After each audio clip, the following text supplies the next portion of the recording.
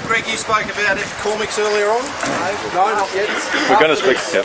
So Greg's speaking about epicormics after this, but this is a pretty good, I guess a pretty good description of why we would have concerns about them, and that is, if you have a look at this epicormic shoot that started, it's literally just on the outside edge, in the bark. There's no sign of that structure coming through the rest of the timber at all.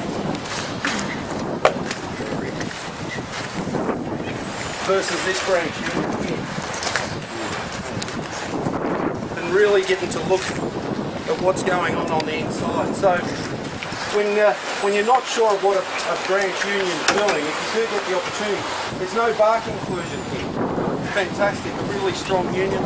Look at it kicking up through here and all the way down. So you've got your branch structure coming through and your trunk structure coming through here. They're really well knitted together. And I say that splitting wood the first year apprentices is an absolute must. This is one of the reasons, and that is that when you do get co-dominant stems, and hopefully we can see some of them, but you will see them, but also when you can see some decay happening, we might split a few of those, Andrew.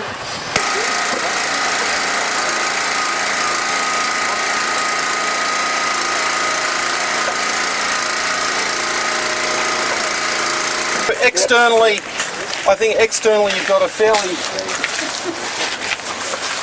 healthy piece of wood, and it's really only that little patch of decay that we had, pretty much showing us that we've got a lot of stuff that's not so ideal going on in the inside. I think really getting to look at the internals of any tree whenever you get the opportunity. And I know, blocking down trees on spikes, you're only seeing them in little biscuits, but you do get to see the structure of the tree as you come down. If you ever get the opportunity to run a saw through it longitudinally, I would suggest that you do.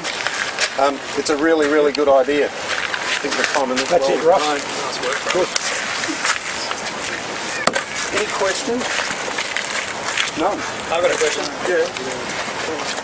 Oh yeah. This is yeah, where are the guys from Citywide that brought the wood over? What's this piece? Can you explain it to us? The head go out, take the stuff out of the tree. So was this piece higher along than that? So you can see that this little indicator of decay a fair bit further down the stem has possibly led to this failing higher up. And for those that can't see at the back, that's this piece that failed. Have a look in underneath. So that decay has gone all the way up and down the stem a long, long way. Any fruiting bodies that you know? None that Long gone. But nothing. And so again, from the outside, Looks okay. looks pretty good, looks pretty healthy. Internally, not so flash. And tapping it will give you an indication. Your tapping it could give you an indication. If you've got no other signs, like If you've got no other signs, but you'll often find little bumps. Like little bumps like this will be an indicator that you've got bark rolling over. Sometimes you'll have ants inside as well. They're all just indicators. I've got another question. Yeah. I've come across a couple of times where you've got a wound like this, and you see a good crack going through the inside of it through here, but the rest is all looking right. Is that an alarm bell? That would be an alarm bell, because once you start to have a look internally, what's it cracking? And what you don't know how far it's gone back. So if you do see, good wound wood well, all the way around. this one has good wound wood all the way around. Yeah. Absolutely, has fantastic wound wood all the way around, but it's porridge on the inside. Yeah. So that's where you might do that next level of investigation. You might get your hammer, you might get your drill, those sorts of things. You might get a tomograph, whatever it is that you choose to use. And I think it's just highlighting the fact that we don't get to see internally all the time, and that's why some of these tools are really good. But when you do get an opportunity to split them up and really have a good look at them, you need to take it. And don't just be splitting the wood for firewood, split the wood to get an understanding of true structure. So we call that white rock? This looks like Eucalyptus dives or Eucalyptus radiata. Yeah, this is great weather, isn't it?